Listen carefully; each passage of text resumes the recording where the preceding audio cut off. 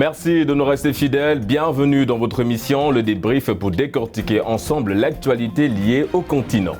N'Djamena et Bangui en froid après les tensions nées de l'accrochage meurtrier entre soldats tchadiens et centrafricains à un poste frontière. Le Tchad accuse l'armée centrafricaine d'avoir tué 6 de ses soldats, dont 5 enlevés, ensuite exécutés. Le gouvernement de N'Djamena a qualifié ces attaques de crimes de guerre. La Centrafrique, de son côté, joue la carte de l'apaisement en assurant que son armée poursuivait des éléments d'une coalition rebelle. Quelle issue à la crise entre ces deux pays, la Centrafrique et le Tchad? Des éléments de réponse en première partie d'émission. Direction le Burkina Faso. Le débat fait rage au sein de la population qui est divisée sur le projet de réconciliation nationale proposé par le régime du président Kaboré. Pour certains membres de la société civile, à l'image des membres du balai citoyen, ce projet de réconciliation pourrait s'agir uniquement d'un simple arrangement entre politiques. Le président du Burkina Faso veut, à travers ce projet, rassembler les fils et filles du pays pour un Burkina Faso uni et indivisible. Mais où en est concrètement la réconciliation nationale au Burkina Faso? On en parle en fin d'émission avec mes invités du jour. Ibrahima Kane, vous êtes analyste politique. Merci d'avoir répondu à l'invitation du débrief. Merci pour l'invitation. Nous remercions également Ousmane Sène, journaliste et directeur de la radio universitaire de Dakar, UCAD FM. Merci d'être de notre aujourd'hui. Merci Régis et bonjour à M. Kane et à vos téléspectateurs. Nous allons parler du Tchad et de la Centrafrique, des morts et de nombreux blessés à la frontière entre ces deux pays. Monsieur Kane, quelle analyse faites-vous de cette vague de tension entre le Tchad et la Centrafrique? Pour ce qui concerne l'incident, c'est quand même très sérieux.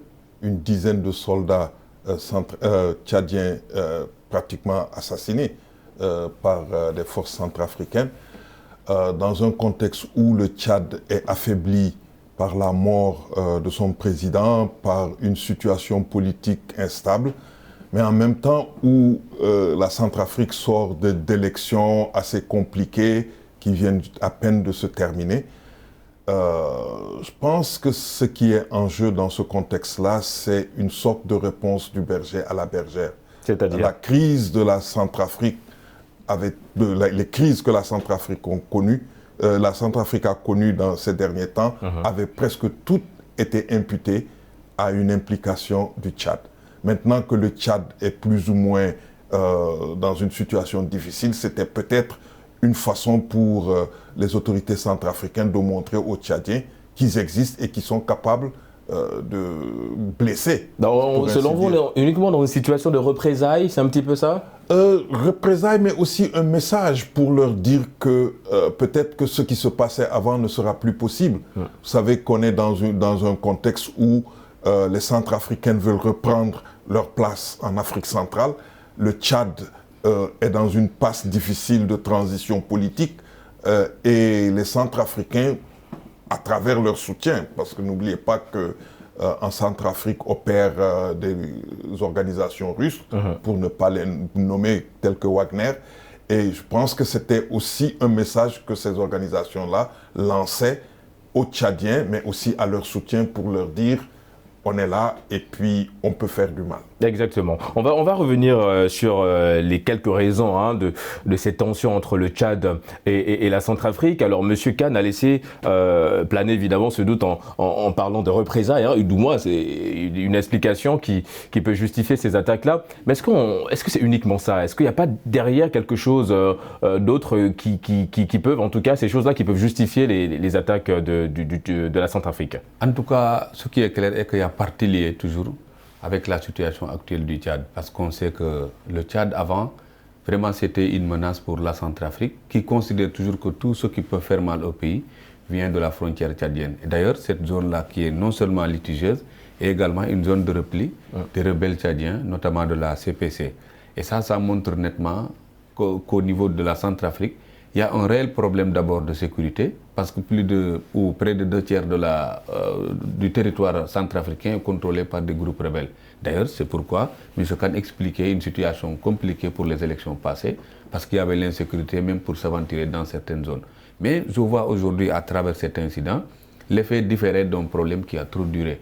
Entre la Centrafrique et le Tchad, il n'y a jamais eu la paix. Peut-être même c'est un incident qui peut aider à trouver une nouvelle page fraternelle, parce qu'on a toujours tourné des pages sanglantes entre les deux pays. Avec la mort de Déby maintenant, peut-être que la Centrafrique voulait se signaler, délimiter à nouveau son territoire, parce que cette zone-là aussi, c'est une zone d'enjeu qui intéresse également la Centrafrique. Donc l'intérêt, on va dire, qui a guidé l'armée centrafricaine, c'est une guerre géostratégique. Géostratégique, vouloir carrément repousser les rebelles, éradiquer même la rébellion au niveau de cette zone, pour pouvoir davantage, donc, au moins occuper cette partie, mais aussi éviter qu'il y ait encore une nouvelle attaque, parce qu'il y a toujours des attaques d'envergure, mais qui sont toujours poussées de l'extérieur, notamment avec le Tchad, et même la question même de l'influence étrangère, parce qu'à chaque fois, on a constaté qu'il y a la présence de la Russie, et avec l'arrivée de la Russie, la présence des groupes armés, si on y ajoute maintenant la présence d'un jeune général qui vient de prendre le pouvoir au Tchad, et qui voulait à nouveau aussi peut-être dessiner et montrer son image, là c'est une menace réelle pour la Centrafrique, et on a dit que pour mieux se défendre, il faut attaquer. Peut-être que c'est de cette façon que la Centrafrique a attaqué, pour se dire que je suis là, et faites attention, parce qu'on a vu qu'il y a des velléités qui animent déjà le général, qui a d'abord un front avec le FAC. C'est d'ailleurs ce qui a affaibli le Tchad. Il y a le FAC qui ont attaqué, et on ne sait même pas jusqu'où peut aller maintenant cette rébellion. Si on ouvre un autre front, peut-être la Centrafrique pensait que le Tchad ne sera pas en mesure de répondre à ces attaques. Et jusqu'à présent d'ailleurs, on a amassé des troupes, on est en train de dissuader, mais en vérité, dans l'action, est-ce que le Tchad peut vraiment avoir la même force qu'à l'époque d'Idriss Déby? Parce que n'oubliez pas qu'Idriss Déby était un homme particulier dans la zone, qui a stabilisé, mais qui a régné en maître finalement, parce qu'il a essuyé plusieurs attaques, et ce n'était pas du tout évident à l'époque.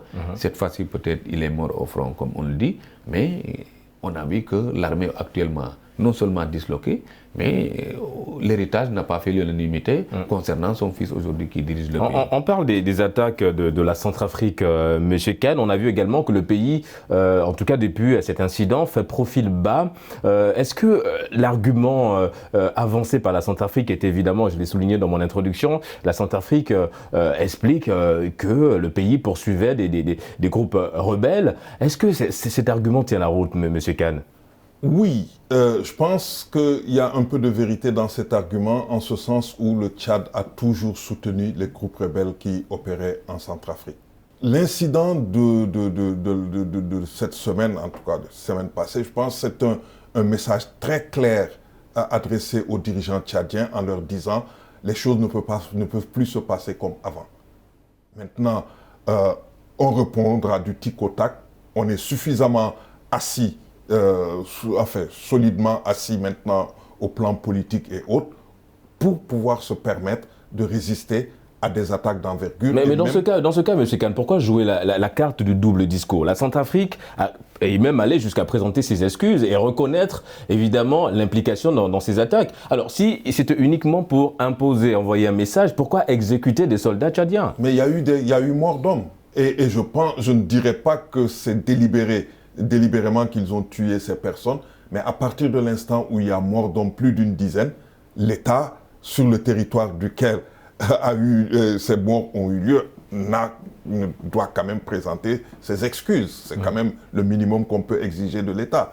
Mais en même temps, l'État a montré par cette détermination, cette démonstration de force, entre guillemets, qu'il est capable maintenant de résister aux attaques tchadiennes, et qu'il est capable de pouvoir faire mal. Parce que pour un pays dont l'armée est présentée comme parmi les plus aguerris de la région, que cette armée perde au cours de petit incident une douzaine de personnes, c'est quand même du sérieux. Ça veut dire que l'attaque a été bien préparée et que les choses se sont passées dans des conditions qui ont vraiment mis l'armée tchadienne en danger. Mais, Monsieur Sen, que pensez-vous justement de la posture de ces deux pays-là, le Tchad et la Centrafrique? On a l'impression qu'aujourd'hui, la diplomatie a certes joué, mais n'a pas été, on va dire, efficace. Elle n'a pas été efficace parce qu'en vérité, quand la Centrafrique présente ses excuses, c'est parce qu'elle a violé des conventions internationales, parce qu'il y a une façon de traiter un prisonnier de guerre. Vous avez donc la latitude de garder ces prisonniers, de les remettre encore au Tchad, mais ils les ont exécutés. C'est parce qu'ils voulaient vraiment aller plus loin, montrer vraiment leur capacité de nuisance devant le Tchad. Parce que n'oubliez pas que l'arrivée de la France au Tchad récemment avec le voyage du président a tellement fait peur dans la région que beaucoup pensent qu'ultérieurement même, il pourrait y avoir encore une nouvelle façon de régner du Tchad sur l'Afrique centrale. Et vous savez que depuis quelque temps, la Centrafrique savait que peut-être il peut y avoir même des attaques surprises par rapport à cette rébellion, à l'image de ce qui s'est passé au Tchad. Et là, la force peut-être qui a repoussé le FACT au Tchad n'est pas toujours en Centrafrique, un pays déjà divisé et occupé par des zones rebelles. S'il y a jonction entre ces rebelles-là, le pouvoir était déjà menacé. Donc il fallait vraiment donner une image forte de la force de la Centrafrique. Et n'oubliez pas qu'aussi qu'avec Wagner, c'est-à-dire la Russie, il y a maintenant une possibilité de renseignement qui donne toujours une image de ce qui se prépare à la frontière, parce qu'on a dit que même la colonne rebelle a été filmée par des drones russes, ce qui montre nettement qu'il y a une main étrangère qui aujourd'hui commence à aider la Centrafrique. On parlera de cette main étrangère tout au long de cette émission. C'est ça. Mon cher Sen. Alors, on parle de la Centrafrique, pour rester dans cet élan d'excuses présenté par le pays. La Centrafrique est allée plus loin parce que le pays annonce l'ouverture d'une enquête, mais le Tchad veut une commission d'enquête indépendante pour situer les responsabilités. Monsieur Kane, comment constituer une commission indépendante, une commission d'enquête indépendante dans un climat aussi tendu ? Bon, tout dépend de la capacité, ou plutôt de la volonté des États d'aider à renforcer ce climat. Parce que si on met en place une structure indépendante, mais par qui cette structure va être installée? Est-ce que ça va être la CEAC? Est-ce que ça va être la CEMAC, qui sont des structures, en tout cas les communautés régionales existantes, ou bien ce sera une structure qui sera déterminée d'accord partie pour mener une enquête spéciale. Ça, c'est déjà une première question, parce que la manière dont la structure sera créée dépendra un peu aussi les résultats. Exactement, c'est lié. C'est totalement lié. Je ne suis pas sûr et certain que le Tchad puisse accepter la création d'une structure indépendante, parce que le Tchad, la Centrafrique considère ça comme étant un incident passager et qu'il faut clore cet incident et passer à autre chose, passer à des discussions qui pourraient vraiment amener la paix et la sécurité dans le pays. Parce que n'oubliez pas que la raison invoquée pour la mort de ces personnes, c'est que la Centrafrique a été victime d'une attaque perpétrée à partir du Tchad par des groupes rebelles, et que la Centrafrique ne veut plus accepter la reproduction d'une telle situation. Donc vous voyez que les deux parties ne parlent pas le même langage, et dans un contexte pareil, je pense que ce sera difficile d'accepter la constitution d'une commission d'enquête indépendante et autres. Peut-être que la Centrafrique va faire sa propre enquête et puis produire les informations qu'elle voudra produire et puis demander à ce qu'on passe à autre chose. En parlant de communication, il y a eu cette déclaration très forte du gouvernement tchadien, le gouvernement tchadien qui qualifie ces meurtres de crimes de guerre. Est-ce le terme qui s'y est, monsieur Sen, quand on sait que les deux pays ne sont pas en guerre? Est-ce que c'est pas un peu fort, le crime de guerre? Les escarmouches militaires ont toujours existé un peu partout, parce que surtout c'est une zone de tension. À chaque fois, il y a des troupes massées le long. À chaque fois, il peut y avoir donc quelques escarmouches, quelques échanges de tirs. Mais en vérité, la Centrafrique a déclaré qu'elle poursuivait des groupes rebelles, et c'est de cela qu'il s'agit réellement. Parce qu'à chaque fois, les poursuites de rebelles, si vous n'avez pas l'autorisation de l'autre pays pour poursuivre sur son territoire, ça a toujours été à l'origine d'escarmouches de ce genre. Et ce sont toujours des victimes qui perdent, parce qu'en vérité, quand on parle d'une commission, cette commission peut être constituée, mais on ne peut pas y espérer des résultats, parce que de par le passé, on a vu ces genres de commissions un peu partout, mais le rapport vient toujours avec des questions de sémantique, un langage mi-flou, mi-clair. Ouais, très compliqué, et parfois un rapport qui ne satisfait même pas les deux parties. Ouais. Parce qu'on essaie toujours de couper la poire en deux, et la Centrafrique sait maintenant qu'elle n'a pas les moyens d'une riposte de cette attaque qu'elle vient de commettre. Ça, j'en suis sûr, parce qu'en vérité, le pays est déjà en difficulté en termes de sécurité. Et le Tchad, aujourd'hui, équipé par la France, peut-être c'est la présence même de la Russie qui a un peu dissuadé une riposte, mais ça allait suivre. Et ça, j'en sais quelque chose, parce que le fils de Déby, Mohamed Idriss Déby, qui est revenu de front et dont la colonne même a réussi à repousser le FAC. C'est un redoutable chef de guerre. Et comme l'a dit même M. Khan, c'est une armée vraiment réputée dans la région, sur le continent même, je dirais. Donc ça veut dire qu'il y a de réelles menaces aujourd'hui qui pèsent sur la Centrafrique. Mais le seul point difficile aujourd'hui pour le Tchad, c'est la présence de la Russie, parce qu'entre les différentes puissances, il y a tous donc des questions d'intérêt, mais il y a un gentleman agreement qui fait qu'à chaque fois, on négocie d'abord en haut avant de passer à autre chose. Et ce n'est pas pour rien qu'aussitôt après l'incident, la Centrafrique a présenté ses excuses parce qu'elle ne veut pas passer à la guerre. Oui, et la France derrière a condamné évidemment... Et le Tchad avait déjà commencé à muscler vraiment le discours, et ça montre nettement que l'incident n'est pas totalement clos, et à chaque fois, il peut y avoir encore des... Incident pas totalement clos. Je reste avec vous, mon cher Sen. Je veux réitérer ma question en parlant évidemment de ce terme utilisé par le gouvernement tchadien, en parlant de crimes de guerre, en qualifiant les actes perpétrés par l'armée centrafricaine.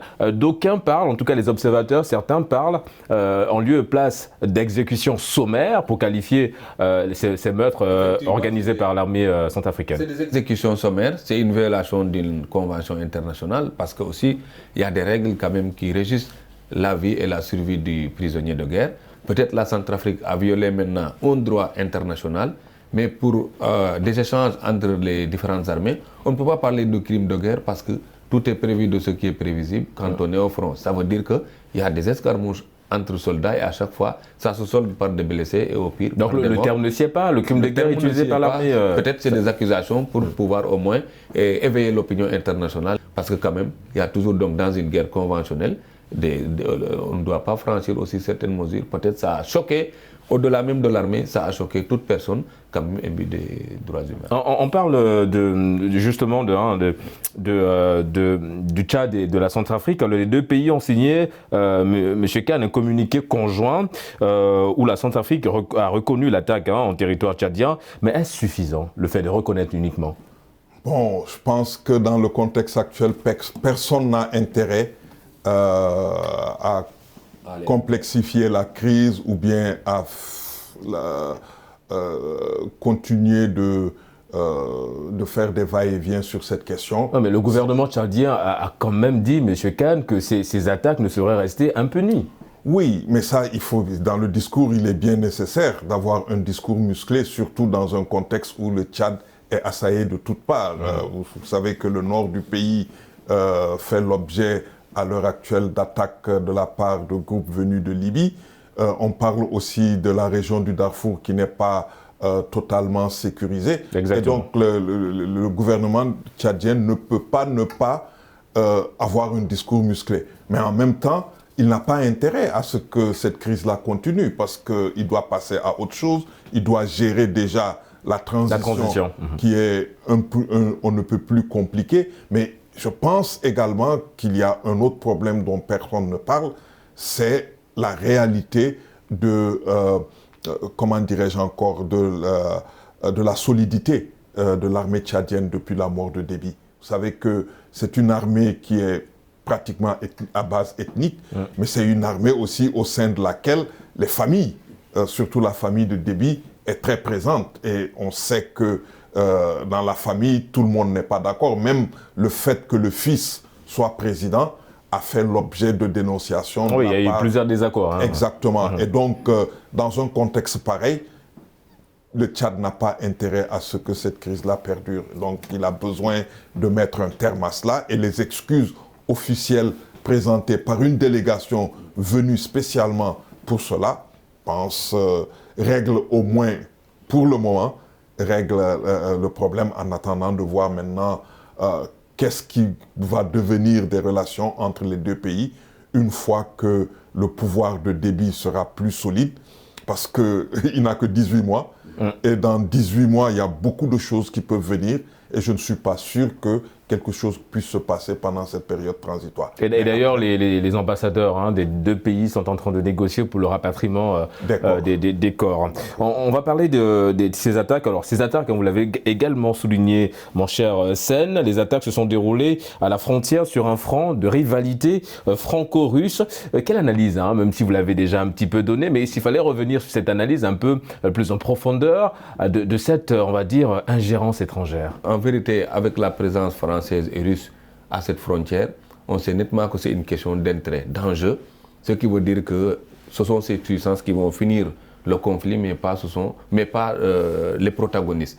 On peut impliquer aujourd'hui les protagonistes, mais je sais que leur voix ne pèse pas trop dans les négociations, parce que quand vous voyez le discours du Tchad et les discours du Tchad et de la Centrafrique et leurs actions, mais il y a une petite contradiction, parce que le Tchad a peut-être musclé le discours, mais jusqu'à présent, on a parlé même de troupes massées le long de la frontière. Est-ce que la Russie est en train quelque part de provoquer la France à travers le Tchad? Parce qu'il y a une rivalité énorme, pas seulement au Tchad, mais un peu partout sur le continent. Et le Mali aussi qui se rapproche un petit peu de la Russie aussi. De la Russie, et c'est pas la première fois, parce qu'avec Moussa Traoré, c'était la même chose. Donc, ça veut dire que sa présence a été beaucoup plus importante à l'époque même, avec l'ancien président, mais avec la République russe, l'Union des républiques soviétiques, c'était beaucoup plus important. Mais jusqu'à présent, la Russie a cette possibilité de manœuvrer sur le continent pour pouvoir au moins trouver sa part dans les intérêts qui animent aujourd'hui les différentes puissances.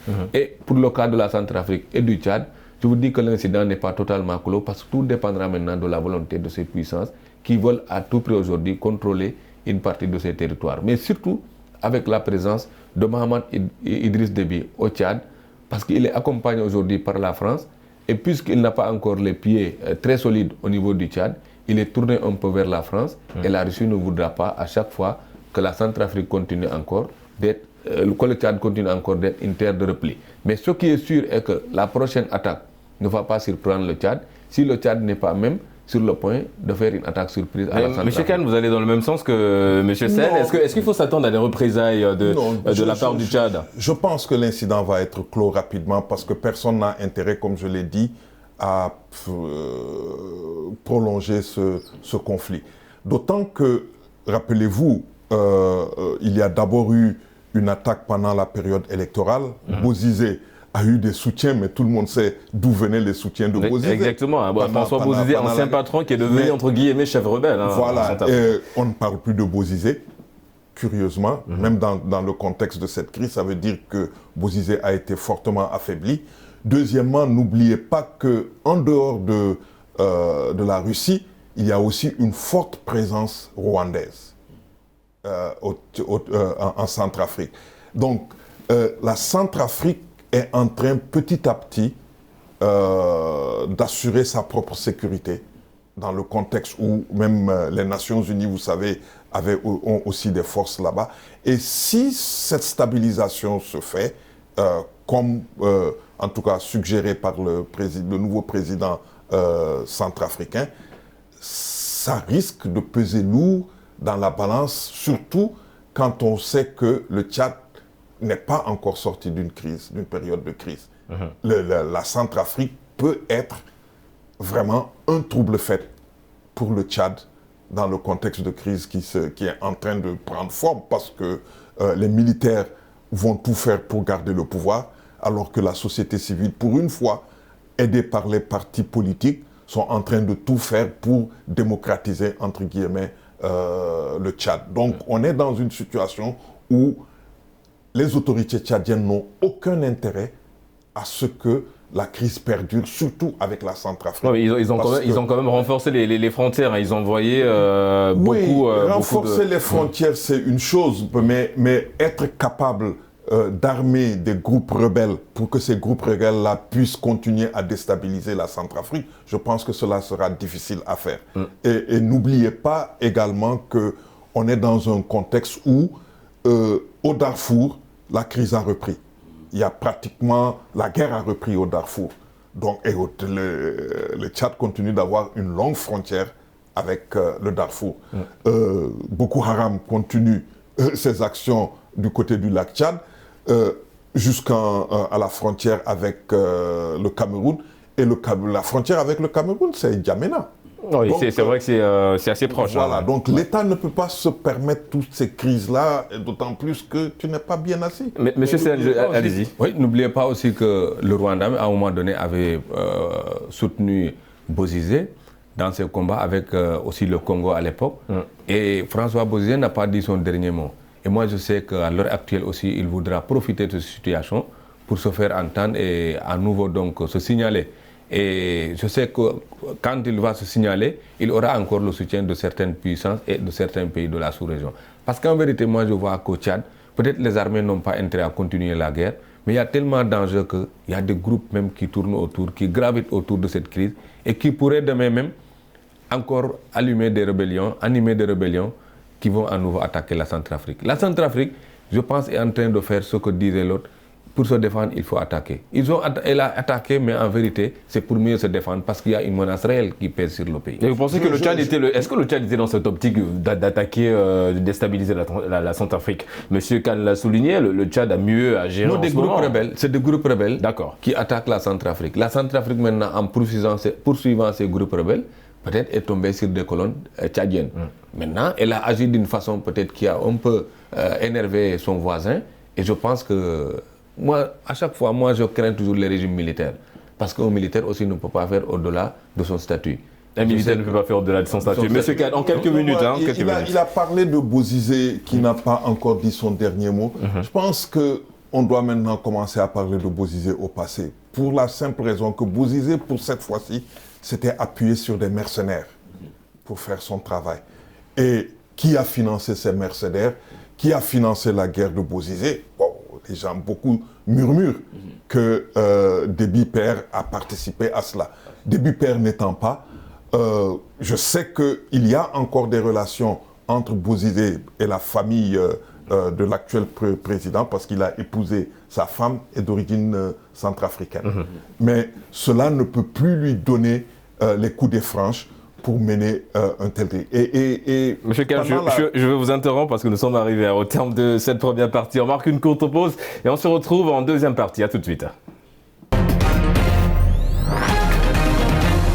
De retour sur le plateau du débrief pour la deuxième partie d'émission. Le 30 mars dernier, les Burkinabés auraient dû célébrer la journée nationale du pardon, installée il y a plus de 20 ans. Pourquoi la réconciliation prend-elle du temps aujourd'hui au Burkina Faso, mon cher Sen? Parce que tous les acteurs ne sont pas présents. Ensuite, il y a les protagonistes qui sont au Burkina Faso, mais pour réconcilier le Burkina Faso, il ne suffit pas seulement d'impliquer les protagonistes de cette guerre, de cette crise, mais il faut d'autres entités également qui pèsent beaucoup d'ailleurs sur la vie des Burkinabés. Parce que là, je pense qu'au-delà même des gouvernants qui ont l'habitude de faire des réconciliations partielles, il faut une réconciliation globale, c'est-à-dire impliquer toutes les entités, au-delà de l'administration, les entités traditionnelles et d'autres sociétés même qui depuis quelque temps quand même commencent à s'afficher sur la scène internationale, notamment la société civile, qui veut coûte que coûte qu'on passe à une réconciliation, mais qu'on fasse vérité et réconciliation. Maintenant, vérité et réconciliation passe forcément par un procès du président Blaise Compaoré. On est en train donc de travailler sur le processus. D'autant plus que le dossier Thomas Sankara a de nouveau été ouvert. Ouais. Et là, ça pouvait peut-être même non seulement réconcilier le Burkina, mais aider le président Blaise Compaoré a restauré aussi son image auprès du peuple burkinabé, parce que là aussi c'est une question qui reste toujours de travers dans la gorge des Burkinabés. Il faut qu'on le clarifie une fois pour toutes si on veut avoir une réconciliation définitive. Maintenant, on est en train de mettre sur pied des mécanismes pour passer à une réconciliation, mais le mécanisme doit être global. Ensuite aussi, depuis la fin des conférences nationales, on a vu qu'on essaie toujours d'effleurer des problèmes pour passer à une réconciliation. Les gens, ils pardonnent, mais ils n'oublient pas. Alors que pour le cas du Burkina, il faut faire de sorte que les gens pardonnent et oublient en même temps. Oui. Alors, M. Khan, M. Sen parlait tout à l'heure évidemment de pardonner et d'oublier, d'impliquer tout le monde. Qui pour dialoguer à ce on va dire, dialogue national, permettez la répétition, quand les acteurs de la société civile qualifient ce projet d'arrangement politique? Oui, d'arrangement politique, pas seulement arrangement politique, mais aussi mais qui peut être à la table? Pour moi, c'est ça la grande question. pour que la réconciliation soit effective, il faut que Blaise Compaoré rentre au pays.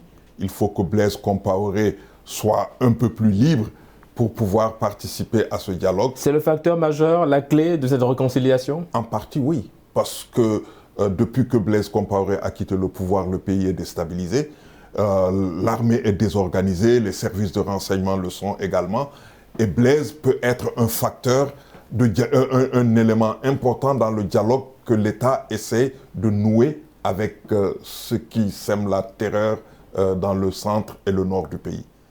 Malheureusement, le système judiciaire ne semble pas, en tout cas, aller dans la même direction que ceux qui veulent la réconciliation, parce que Blaise Compaoré a été formellement inculpé et que son frère, qui est actuellement en France, est en attente d'extradition pour la mort de Norbert Zongo et de ses compagnons.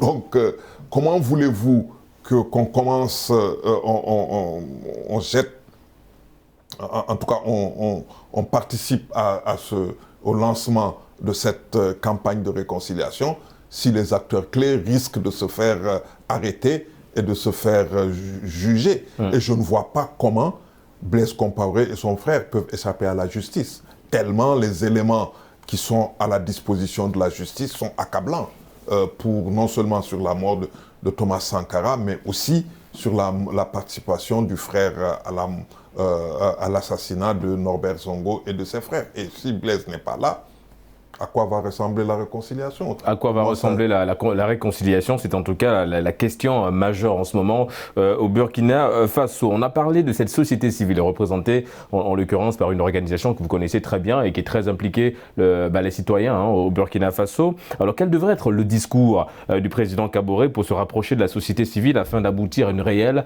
réconciliation? C'est la question de M. Khan, c'est-à-dire qui doit être autour de la table.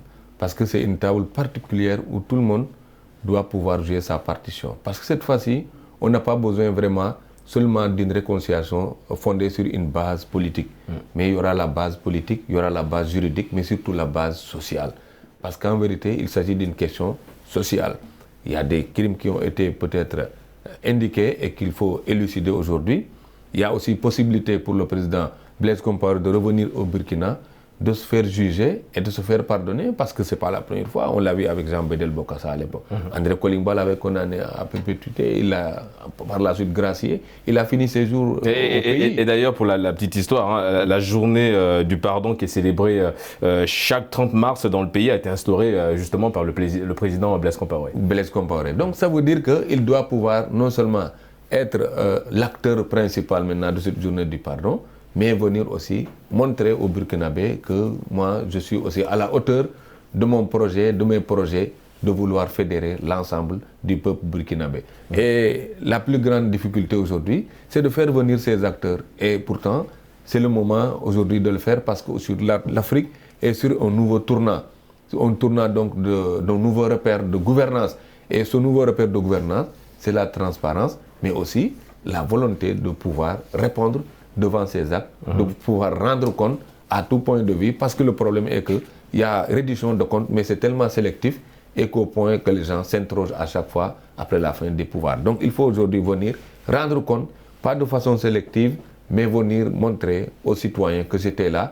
Dans une gestion, il y a des hauts, il y a des bas. Maintenant, il faut me pardonner les bas. Et pour les hauts maintenant, il faut m'en féliciter parce que quand même, moi je pense que c'est le sort qui a choisi ces hommes. Peut-être leur intention n'était pas de faire du mal, mais peut-être Blaise Compaoré même était à un tournant où il fallait tuer ou être tué.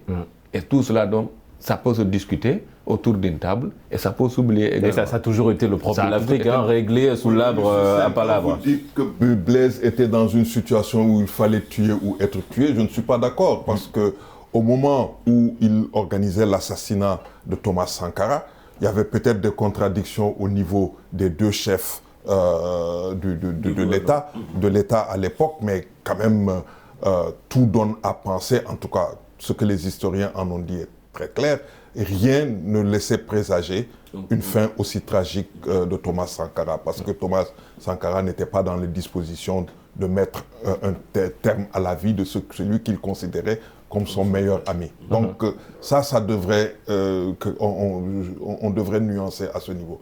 Je pense que ce qui était à l'époque en jeu, c'est que Blaise était le représentant d'une certaine vision de ceux qui le soutenaient. Parce que n'oubliez pas les remarques que le président Mitterrand avait eues à l'endroit de Thomas Sankara avant sa mort, et cela donnait déjà une petite idée de ce qui se tramait à l'époque. Donc aujourd'hui, on est dans une situation totalement différente. On est dans une situation où l'existence même du Burkina Faso en tant qu'État est en jeu. Parce que d'après les informations qu'on a qui sont disponibles, le gouvernement ne contrôlerait que 18% du territoire national régulièrement. Parce que la rébellion avance, il y a énormément, pas seulement l'insécurité, mais aussi le nombre de personnes déplacées que l'État n'arrive même plus à contrôler. L'État avait cherché à dialoguer avec les rebelles, mais le dialogue a tourné court du fait des exigences inacceptable. Et en parlant d'exigence, revenons, je reste avec vous, hein, Monsieur Kane. Alors, le ministre de la Réconciliation béninois, Séphirin Diabré, lance un appel à tous les exilés politiques, hein, vous l'avez également souligné tout à l'heure, de rentrer au Burkina Faso, un pas majeur vers ce processus de réconciliation. Oui, Séphirin était allé jusqu'à Abidjan rencontrer Blaise Compaoré en présence du président Alassane Ouattara. Et si rien n'a filtré de leur conversation, il reste que depuis, il n'y a pas eu de mouvement. Oui, mais, mais le principe en lui-même, vous l'avez également souligné sur ce plateau, la case justice. Alors, évidemment, dans le discours et dans l'échange, hein, parce qu'on a eu le compte-rendu de la rencontre avec l'ancien président Blaise Compaoré, en présence, évidemment, hein, vous l'avez souligné encore, du président ivoirien Alassane Ouattara. Alors, un retour des exilés, mais on n'a pas parlé d'amnistie. Ça sous-entend qu'évidemment, ceux qui sont poursuivis, qui sont sous le mandat entre guillemets, peuvent toujours être jugés. Tant qu'ils sont jugés, ils ne vont pas venir. Est-ce qu'ils vont prendre la main tendue du gouvernement? C'est ce qui rend la situation, en tout cas le cas de la réconciliation du Burkina très difficile. Il y a un an, si on avait organisé la réconciliation, elle aurait eu une autre tournure. Parce qu'à l'époque, Blaise Compaoré n'était pas formellement inculpé. Il serait venu, peut-être qu'on aurait enclenché la procédure de la réconciliation, toute la justice transitionnelle, pour essayer de voir comment on peut gérer ça. Des pays qui ont connu des situations plus graves que celles du Burkina, comme l'Afrique du Sud, sont passés par là et ont passé à perte et profit. Toute la crise de l'apartheid, dans beaucoup d'autres pays, ça s'est passé, donc c'était pas difficile. Mais ici, on est dans une situation où Blaise Compaoré est formellement inculpé de la mort de Thomas Sankara. Alors, moi, la question que je me pose, c'est de savoir si vraiment le gouvernement veut,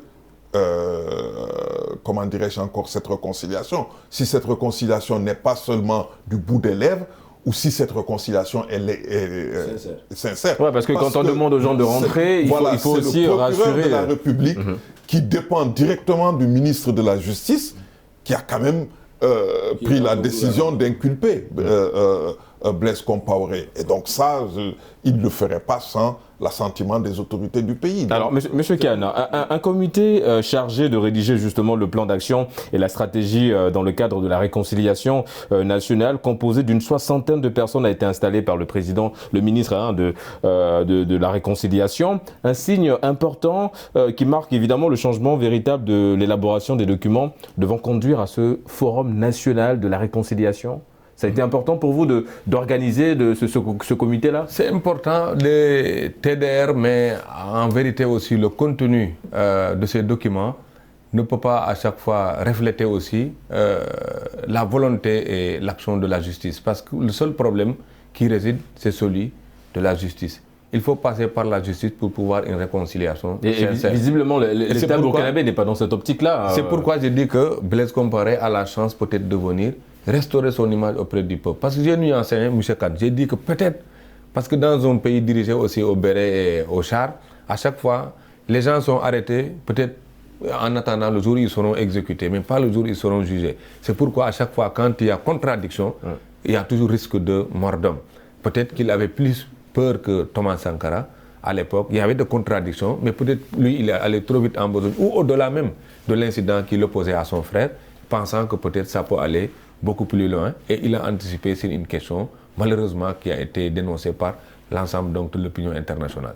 Ce qui veut dire qu'aujourd'hui, il a l'occasion de venir au Burkina. Vous avez évoqué le cas de l'Afrique du Sud. Frédéric de Klerk, à l'époque, qu'est-ce que les Noirs n'ont pas souffert en Afrique du Sud? Mais par la suite, Dieu a fait qu'on a rencontré un homme exceptionnel, Nelson Mandela.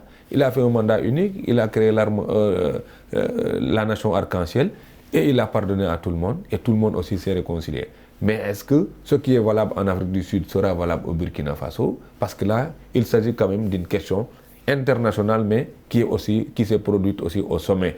Et ce qui veut dire qu'aujourd'hui, on est en train d'élaborer un document important qui peut faire école aussi sur le continent, mais à condition aussi que les gens aboutissent. Parce que moi, je dis qu'il ne suffit pas de démarrer, mais il faut bien aboutir pour pouvoir inspirer une bonne réconciliation. Parce qu'en Afrique, il y a eu beaucoup de formes de réconciliation.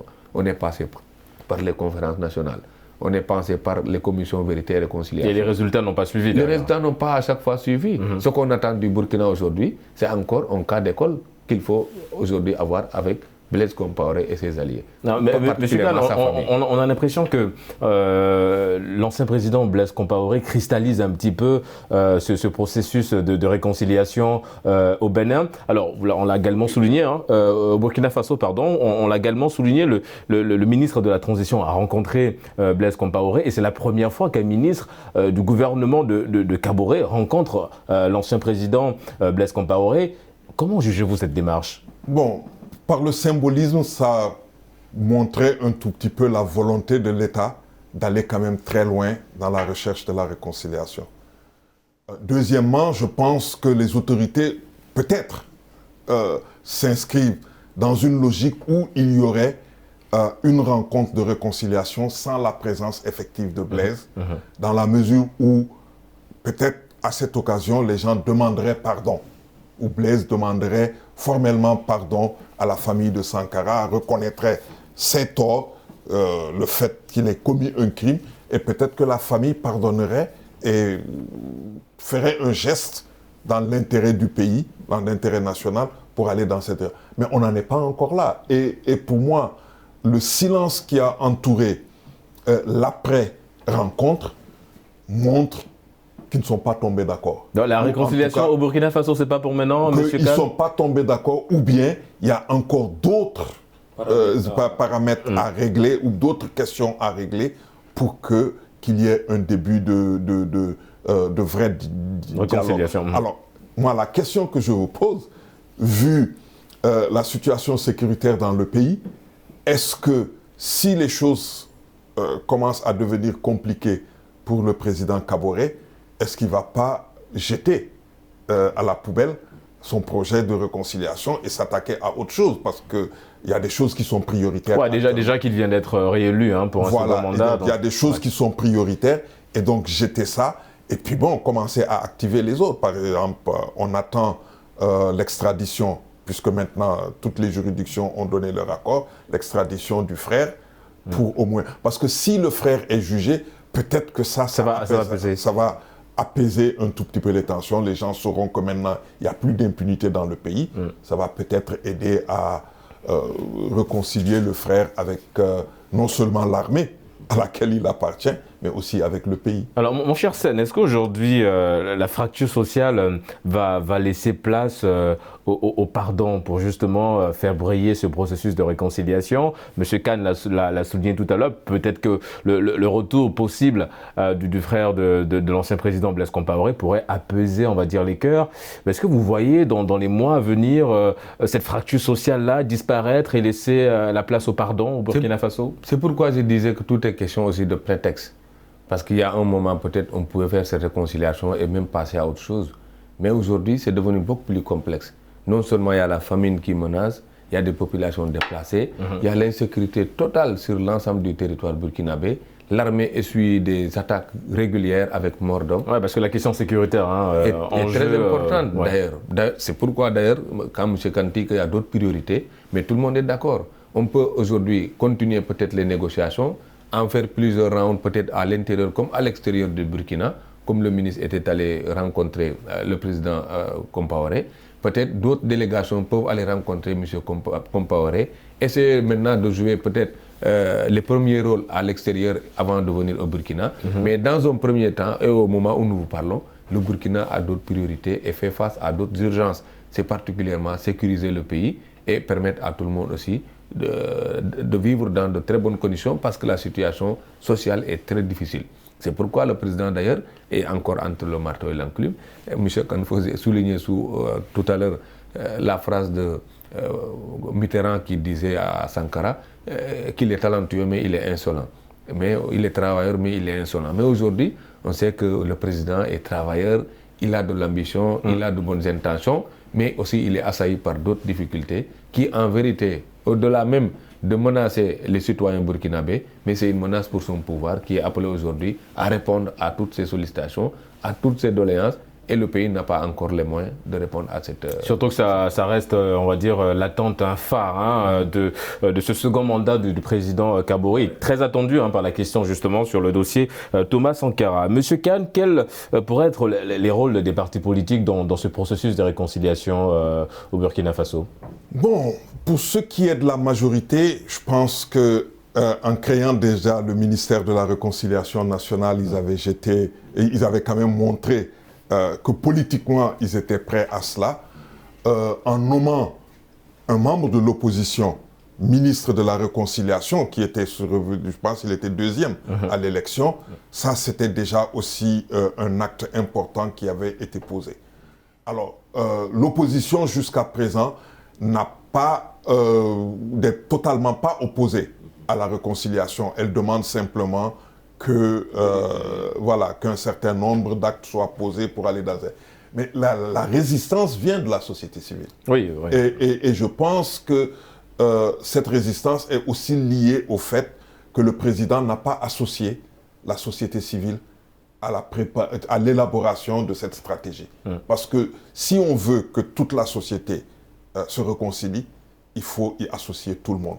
Associer tout le monde, ça veut dire dans un pays qui connaît des leaders traditionnels très forts, tels que le Moronaba, l'Église au Burkina Faso est une institution très forte. Comment dirais-je encore, la hiérarchie musulmane est aussi forte. Tous ces acteurs-là, à mon avis, auraient dû être étroitement associés à ce processus dans son élaboration, au moment de son élaboration. Parce qu'ils ont totalement été écartés. Tout à l'heure, je parlais de cette commission installée qui va conduire justement au forum, ce dialogue national. Alors, un comité composé d'une soixantaine de personnes scindé en deux. Donc, on aura un comité qui va être chargé d'organiser les stratégies et l'autre de rédiger un petit peu, on va dire, le compte-rendu. Et évidemment, la société civile, parmi une soixantaine de personnes, elle n'y figure pas, tout simplement. Justement, parce qu'elle a montré elle a fait part de son opposition, elle s'est fait entendre, et donc on pense que c'est un empêcheur de tourner rond, et on l'élimine. Et c'est justement là où on a déjà une petite idée des limites de la démarche du président. Parce que si la démarche n'est pas inclusive, elle restera des gens à quai, et ce sont ces mêmes personnes qui vont lui créer des problèmes ailleurs. Oui, parce que là, ça fait un double travail, on va le dire, pour le président Kaboré, mon cher Sen, parce qu'il faut d'abord séduire la société civile et ensuite mettre en place toutes les démarches pour faciliter ce processus. Parce qu'il faut aussi qu'on évite de copier les choses et de venir les plaquer dans nos pays. C'est-à-dire, le président a une vision, une très bonne vision, mais il faut qu'il y ait aussi une version Burkina. C'est pas comme les anciennes conférences nationales où il n'y avait pas d'opinion publique. Et d'ailleurs, loin de vouloir vous interrompre, pour aller dans ce que vous avez dit en parlant de copier, certains membres de l'opposition, comme M. Kane l'a souligné, qui ne sont pas hostiles à un dialogue, à un processus de réconciliation, a laissé entendre, en jugeant justement l'aller-retour du ministre de la Réconciliation en Côte d'Ivoire, en disant on va assister à un copier-coller de ce processus de réconciliation en Côte d'Ivoire. En Côte d'Ivoire. Vous voyez, c'est ce qui fait qu'à chaque fois, moi, je dis qu'il y a toujours une base politique qui peut-être est toujours prête à faire des concessions. Mais il faut aussi prendre en compte toutes les autres entités. Et dès le début, si vous faussez le mécanisme, c'est ça qui pousse les gens à se braquer. La société civile veut la vérité et la réconciliation. Il faut lui donner aussi l'occasion de participer à ces travaux pour savoir que quand même, il y a des concessions à faire.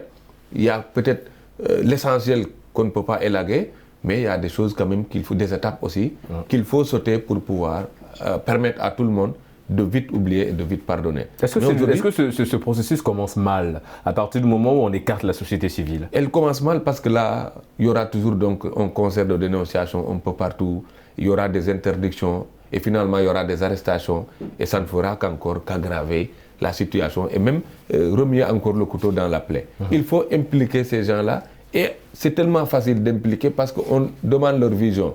Ils vont te produire un document que tu vas greffer au document national. Et si ça fait l'unanimité, mais tout le monde est là et ça arrange aussi toute la classe politique, mais aussi ça arrange le pays d'une manière générale. Mais si on laisse de côté certaines entités qui sont peut-être même des pièces obligées, parce qu'on ne peut pas parler de dialogue dans un pays sans pour autant impliquer la société civile, qui plus ou moins est une entité neutre par rapport aux autres entités. Monsieur Canalizi. Moi, le commentaire que je ferais, c'est le choix de la personne qui doit conduire le processus. Je pense que le leader de l'opposition n'est pas bien placé dans ce processus-là. Je compare un peu avec l'Afrique du Sud. Si le processus en Afrique du Sud a été une réussite presque totale, la figure de Desmond Tutu y a joué un grand rôle. Parce que c'était un homme d'église, c'était l'homme parmi les plus opposés au système de l'apartheid, à qui on a demandé d'appeler les Sud-Africains à pardonner les dirigeants de l'apartheid. Il faut aussi inviter les guides religieux dans ce processus-là. Oui, c'est-à-dire cette figure-là avait toute la légitimité, parce qu'ayant participé frontalement au combat contre l'apartheid, il avait la légitimité de pouvoir demander aux gens de pardonner. L'actuel responsable de la réconciliation, quels sont ses faits d'âme?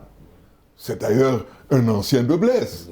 Donc, je ne vois pas en quoi il pourra poser des actes qui montrera la sincérité des autres dans la recherche de la réconciliation. On aurait choisi un chef de l'Église ou bien un représentant du Moronaba qui est respecté par tous et qui a, pendant même la crise, montré qu'il n'était pas d'accord avec Blaise Compaoré, que les choses se seraient passées autrement, qu'on aurait eu peut-être une approche totalement différente qui aurait peut-être aidé surtout les victimes à davantage regarder le problème, pas sous l'angle de leurs propres intérêts, mais sous l'angle de l'intérêt du Burkina Faso. Et donc, on aurait pu aider à faire avancer la cause. Mais la démarche qui a été adoptée, pour moi, à mon avis, a eu quelques limites. Oui, mais justement, par rapport à ça, M. Sène, on a l'impression que le chef de l'État multiplie un petit peu des erreurs, hein, parce que M. Khan l'a souligné également, le fait de nommer un ancien proche de Blaise Compaoré à la tête de ce processus de réconciliation. Le discours peut ne pas passer également, et on a vu qu'il a écarté la société civile, donc ça devient un peu compliqué, là. Il pense toujours que ces gens sont représentatifs du peuple burkinabé, alors que ce n'est pas le cas. Les Burkinabés aujourd'hui veulent une nouvelle gestion de leur pays. Moi, c'est pourquoi je dis que dans une bonne réconciliation qui est très sincère, il faut pouvoir dire que ce qui nous réunit est plus fort que ce qui nous divise. Mais si vous voulez montrer aux gens que ce qui nous impose est plus fort que ce qui nous réunit, là, ça pose problème. Et c'est pourquoi la société civile ne se retrouvera jamais dans le discours, dans le processus de réconciliation du président Kaboré. Nous sommes malheureusement, mon cher Sène, arrivés au terme de cette émission. Merci à Ousmane Sène, journaliste et directeur de la radio universitaire de Dakar, UCAD FM, d'avoir participé au débrief. Merci. Nous remercions également Ibrahima Khan, analyste politique. Merci d'avoir répondu à l'invitation du débrief. C'est la fin de cette émission. On se donne rendez-vous dimanche prochain sur Média. D'ici là, n'oubliez pas, quoi qu'il arrive et quoi qu'il advienne, gardez le sourire en compagnie de nos programmes.